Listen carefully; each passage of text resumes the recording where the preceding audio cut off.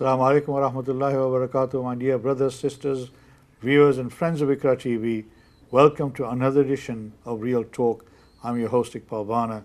As I say to you every week, I come into your homes, hopefully trying to bring for you some interesting topics for us to discuss and share with you in order to try and help you get more informed about some of the things that are going on in our world, in our community, but also for you to feed back to us and tell us what you find interesting and important in your lives that you want to hear about. And so allow me to bring some guests over here that can share their experiences, their knowledge, so you get better informed and I get better informed as well. Today, again, as usual, I have a very esteemed guest with me, somebody who has been on my program before, so he's no stranger to Ikra TV or Real Talk and to you as well. And I hope that the topic we're going to be talking about today is something that you'll find interesting. Although this year, summer has not really materialized for ourselves, but had this been an absolutely brilliant summer year like last year, then the topic we're going to be talking about would have been absolutely important. Because last year in summer, we witnessed a number of tragedies in water. And today my guest, who works for the Cumbrian Fire Rescue Service, is Muhammad Dalish, who's been here before, as I say. Previously he worked on hate crime issues, and that's when I first came across him. And now he's moved across into Cumbria, the most beautiful part of our country. And if you haven't been there, you're really, really missing something. I used to love going there, not had the chance to go there for a while. And inshallah, next year, Allah willing, we'll be going there and spending some time. I might actually do it in September, October this year if I can. Muhammad, welcome back to Ikra TV. Thanks for joining me. Thank you for coming all the way from Cumbria. And those who know Cumbria and where we are in Bradford, that's quite a long journey as well. So thank you for coming. Thank you for giving your time. And we want to talk about your work and what you've been doing around safety. And last time you came here, we'd had some tragedies in our parts of the world where some of our two young men, Muslim young men, pious young men who were studying, I think one of them was Hafiz al-Quran as well, lost their lives off the coast of Lancashire. And then we had other tragedies as well. So we want to talk about that. We also want to talk about the countryside and how more and more Muslims are now experiencing the beauty of the countryside. And people like Muhammad are giving them guidance about where to go, how to go about it, and what to do while you're out there. So we'll be talking about that as well. So Muhammad, thank you for coming. Thank you for taking your time out. I hope you had a pleasant journey. I know it's been another wet day today. I mean, this is basically it's a washout this year. But thank you for joining me. I hope you had a pleasant journey, as I said. Let's talk about water safety. I mean, as I said, last year we had some real tragedies. This year we've had some tragedies in Yorkshire. Not many weeks ago we had some young lads in Castleford area who lost their lives going into the water on one of those very hot June days, and unfortunately they lost their lives because they could not cope with the water currents, which are deep underneath. And the top, it looks like absolutely still and brilliant, and so they were tempted to go in, and then they found themselves in difficulty. And our hearts go to the parents and the rest of the family for their loss. But water safety is very important. Had this been a big summer, really hot summer, you would have been inundated with people in your part of the world. Salam alaikum. No, even now, actually, there's people going in the water on a daily basis. They can't be going, not in this yes, weather, it's yes, cold. They do. Yes, they do. Yes, they do. Really? All right. Yes, they do. People swim the whole year round. Well, some are brave. Some people swim the whole year round. Either they're brave or they're stupid, as somebody would say. But I think the more important thing is about knowing where you're going and what you're doing, and knowing the weather and how cold the water is. Particularly the rivers and lakes can be colder than what the weather looks like outside. So it could be 20, 30 degrees outside, but as soon as you go in the water, it drops about 7 degrees, 5 degrees. Wow, yeah. And that's where the challenge comes, because suddenly people go in the water and have a cold water shock, and that's where they start panicking. But what we advise is sort of wear a wetsuit, so that way you can keep a bit warmer. Wear a buoyancy aid, so if you do panic and struggle, you've got something that keeps you. Do you find young people are interested in wearing a buoyancy aid? Are they too macho to sort of go in the water? I think that is an element we have to get over. But when we go out and talk to people, whether they're paddleboarding or canoeing or just going out swimming, to have a buoyancy aid or something with them, have a wetsuit with them. If they're using a paddleboard, to actually tie it to their ankles, so at least they've got something they can hang on to. But just, I think the key message that we've got to get to our communities is to actually make sure their children learn to swim. Because I think that's one of the things we're finding, that what we find is a lot of Black and Asian children and adults as well, 80 to 90% cannot swim or do not swim. 80 to 90%. This is some research that's been done nationally. I thought, I mean, schools have stopped doing the swimming lessons now. Not to the same extent as they used to, like when you and I went to school, I mean, in the old days when I went to school, swimming lessons was one of those compulsory things that you had to get involved in. And we don't see that anymore. No, not to the same extent. But I've noticed that a lot of young people now, when they have babies, they seem to be taking them to swimming pools at a very young age. I think some are, but it's being confident in the water and learning to actually swim, and particularly learning to swim in rather than just swimming up and down, what to do if there was a panic or something. So one of the things we always talk to people is, if you do panic or struggle in the water, then try and get onto your back and basically stretch out in the star shape, so float to live. And the air in your clothes, etc., will keep you afloat to calm you down, and then to actually. And the other thing to sort of say to people is, if you see somebody panicking, if it's somebody you know, your family or anybody else, don't you go in the water. First of all, call the emergency services, ask if it's water, ask for the fire service. If it's a lake or a river, ask for the fire. If it's a seaside area, then ask for the Coast Guard, because they're responsible for the sea. Get them out, and there might be some water boards in places. They might have a throw line or something which you can use to throw it to somebody and try and pull them in. But don't you go in the water, because that's putting yourself into danger as well. And we have seen in a number of cases tragedies where somebody's in difficulty in the water, another person jumps in, and the person who was in difficulty actually manages to come out, but the person who goes in loses their life. It's happened a few times. But the waters are beautiful places, and what I don't want to say to people is put people off from going into the water, but actually come out to the water, come out to the lakes, come out to the rivers, come out to the seasides, and actually enjoy it. But enjoy them safely. I see lots and lots of people coming out from Lancashire and Manchester and Yorkshire to the Lake District, sitting by, having a picnic and so on. Do that. There's nothing wrong with doing that, but just be safe around water. Oh no, I mean, I think, and I encourage, and I've said this before when you've been on my program and others have been on my program, that we had somebody from the RNLI to talk about water safety and trying to save lives in the sea and around the coast, and it was important that people understood the message. But I mean, as I say, I mean, the Cumbrian area and other parts of the country as well, if you go down Devon and Cornwall and places like that, and the Yorkshire Dales, for example, is absolutely phenomenally beautiful places that Allah has created on this world, in this earth. And it is a beauty, and every time it's actually an opportunity for you to go out there and witness the beauty of the creation of Allah. And that itself, if you remember Allah, when you see all the nature that Allah has created, and you say Subhanallah, Alhamdulillah, that in itself is ibadah as well. And the opportunity you'd get in saying Subhanallah, Alhamdulillah during the day is absolutely phenomenal. So it is important. People do make use of their time in a best possible way and witness the creation of Allah that we have around us.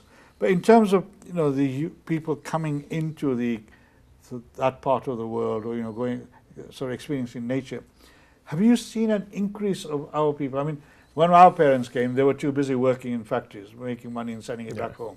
We have a complete new generation now.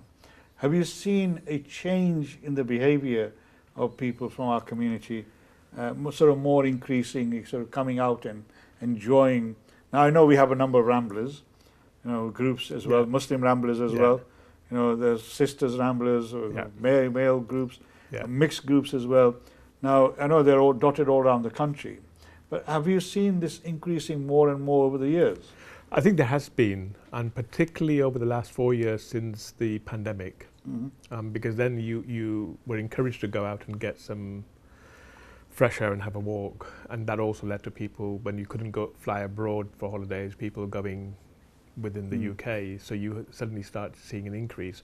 But over the last 20 or 30 years, people have been going out, and slowly it's been increasing. It's been very low. It's been sort of 1%, 2% of the population, particularly from the ethnic minority sort of groups coming out to the outdoors. But in the last 4 or 5 years, there's been a huge increase, with lots of different groups setting up as well. All right. So on Saturday, I was in South Wales with a group called Muslim Outdoors.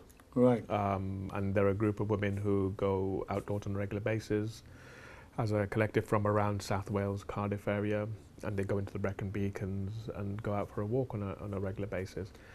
And I just did some basic sort of awareness work about what to do, and normally it's sort of things like knowing where you're going, the sort of how high it is, how low it is, the sort of area, understanding what the weather's going to be like, and what to wear when you go out.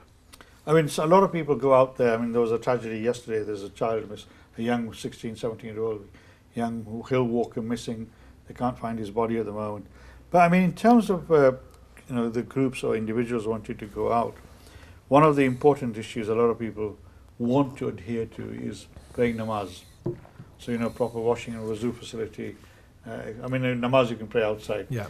But do we have those facilities available in these locations where people can, do their ablution, make wuzu, etc., and pray the namaz? Or So do they have to take some water cans with them? So normally you can find a stream somewhere. Right. So normally Water must be freezing. little water won't hurt. Zyada saw milega. Yeah, a little bit of cold water won't hurt. But no, there's water normally everywhere somewhere. There's also toilets around in visitor centres and so on. So there will be water around there. Namaz you can pray anywhere you want. Yeah. But there's normally water around somewhere where you can do wuzu without a problem. Right. But there is a visitor centre and so on that you can go in and use the facilities and do your wuzu in those sort of places. If you, and again, you normally have a time period when you can do namaz. So if you're going to do Zuhur, you've got from sort of 1 o'clock through till just before Asr time. So you've got 6 o'clock. you've got sort of 4 or 5 hours, 6 yeah. hours where you can do Zuhur namaz. So plan it based around that. So you're going to be at a visitor centre, let's do Zuhur then. Rather than to a mountain, so plan those sort of things. But there's normally facilities around, and also if you're sort of in some of those areas, if I told you in Cumbria there are about 5 mosques around Cumbria. Yeah. I know there was a mosque on the lake or something. Lake. No, lake that's got planning permission. They're going to be building one. Oh, they? In I know I contributed to it. Yeah, so they're building one. But there's a mosque in Whitehaven, in Penrith, in Carlisle. They do Jummah in Kendal. Right. There's also a mosque in Barrow. So there's mosques spread out across the whole county. So if you really want to make an effort, then you can actually go and visit a mosque as well. What about the main centres like Windermere, Ambleside, places? How far are the mosques from there? You probably can get to a mosque within an hour. Oh, so because I remember when my kids were young, I used to love taking them to the Lake District. And we used to hire the starter caravans. Yeah. We spent a whole week there. I mean, one week we went there with my children, and it just rained. This is the beauty of the British weather. I mean, it rained and rained and rained. In those days, Allah maaf kare mujhe, we weren't that pious. So we found other entertainment, watching movies and things like that. But yeah, I mean. But there was, I'm not sure if it's there now because I think they've changed hands, but there was a prayer room in Ambleside. Was there? Yeah, right. There was. I remember we had a group out who went walking and climbing on Helvellyn on the Saturday, and then in the evening I'd arranged a meal to go to Ambleside because the owner arranged for us to have a halal meal there. Excellent. And they had an imam there as well, and they had a prayer room upstairs. Oh, excellent. So we all sort of went upstairs and did our Asr and Maghrib and in Jamaat, and then and interestingly, the whole kitchen, everybody would go upstairs and pray at namaz time. Even the restaurant was full. Oh, right. So there are facilities for halal food and things like that. When we went, we had to take everything with us in those days. Yeah. No, there are restaurants and takeaways who will do halal food. You just got to ask them and find out whether they do halal food or not. But there are places around. You can even buy meat in some of the restaurants. Take some shops in Carlisle and places where you can pick up meat from as well. And chicken. Right. So as I say, I mean, I used to go when my kids were young. We used to go there regularly, and as I say, that part of the world is absolutely amazing and fascinating. Also, Scotland is another very beautiful area that people go to. And nowadays, we've seen more and more men's groups doing a weekend retreat. Yeah. And there are Islamic retreats taking place as well. If you have experience of this or you would like to learn more about that, please feel ring in if you want 01274 214 299. We'd love to hear your stories about your experience of being in the countryside, whether they're positive or negative. I'm sure Muhammad will be able to give us some ideas. And so if you've had a negative experience, what you can do if you go the next time. But I mean, if you move away from the water, because fortunately, maybe because of the weather, that this year we've been very lucky in that sense that we've not had many tragedies, except in June, as I say. Maybe the message is getting through. Or the message is getting through. But young people being young people, sometimes they forget very easily. I mean, I'm getting old, I probably forget as well. But yeah, the countryside generally, obviously, is there for people to enjoy. Yeah. Now, in the old days, I remember, people were reluctant to go out because they faced racism, right? Whether overt or covert racism. Do you feel that has changed in a way, for your part of the world, that the local community are much more now open and willing to accept, other people coming in who don't look the same as them? I think it varies from area to area and time to time and people to people. Over the last 4 or 5 years, there's been a huge difference in terms of you've had Syrian refugees who've come through, right. Afghan refugees who've come through, and other asylum seekers have been coming through. So there's been more diversity. I've been in Cumbria now for almost 25 years. Wow. And I've seen a whole load of change from when I arrived in 2002 to what it is like now, 23, 24 years later, in terms of far more diversity across all of Cumbria. Yes, there is still racism there. So that's not gone away. That's society. That's society, and that'll happen. Again, with the outdoors, it's about going out and enjoying yourself. But also, I think there's an element of understanding and recognizing the outdoors. Particularly since the pandemic, there's a generic problem that's occurred in terms of lots more people have been going out. So that's caused a lot of pressure on those sort of areas generally. So car parking is a huge issue in a lot of these places, whether you go to the Yorkshire Dales, whether you go to the Peak District, whether you go to Lake Districts. Car parking in the holidays, it's a real nightmare. Oh, I'm sure it is, yes. So when I go out now, I tend to go out 4 o'clock in the afternoon when I know the normal tourists. Most of the tourists have gone. Will have gone back to their hotels or campsites, whereas I can then go in and enjoy myself in normal sort of peace and quiet without too many people out there. So I think it's recognizing that, but also how to make sure that we're going out and enjoying the area safely, and also respecting the countryside. What are some of the key issues that you feel that our people sometimes tend to misunderstand? I don't think that's an issue just with our people. I think it's an issue generally with society, because you'll see people leaving rubbish. Doesn't matter who you are, people will leave rubbish. People will start a campfire, a barbecue, particularly disposable barbecues, and that's something many people are discouraging, that don't take disposable barbecues, because normally disposable barbecue you can't take away with you, because you light it, it burns and it's left hot. You then leave and you leave the barbecue behind, and that is a cause of a lot of wildfires. Right.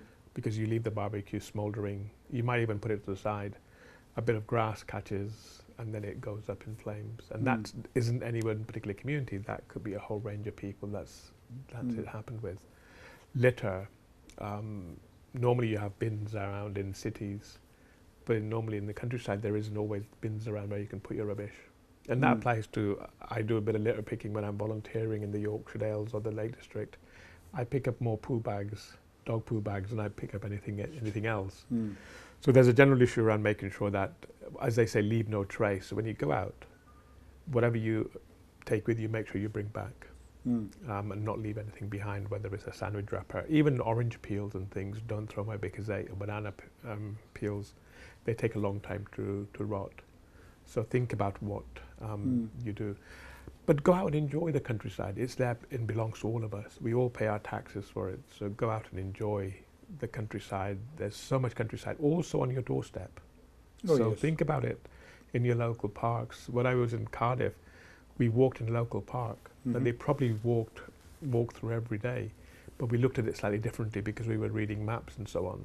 So use your local parks and local rivers and stuff to walk in, and use nature around you rather than thinking I have to go somewhere far away. And I mean, if you can't go all the way to Cumbria or Scotland or places like that, around you, surrounding Bradford, Haworth. you go around here and Leeds. There's lots of places where you can enjoy the beauties of the countryside. The most important thing is making sure that you're safe in the way you do, and also making sure that the environment that you go into, you leave it safe and well, just as you probably found it. If not, make it even better for the next person who goes in. And that is part of Islam as well, looking after the countryside, looking after the environment that Allah has created and bestowed upon us is equally as important as everything else. I hope you found the first part of the program interesting. We'll come back, don't go away. We'll be talking about some of the more important issues as well, about the countryside and the safety of people there. Inshallah, I'll be back with you soon. Take care. Assalamu alaikum wa rahmatullahi wa barakatuh.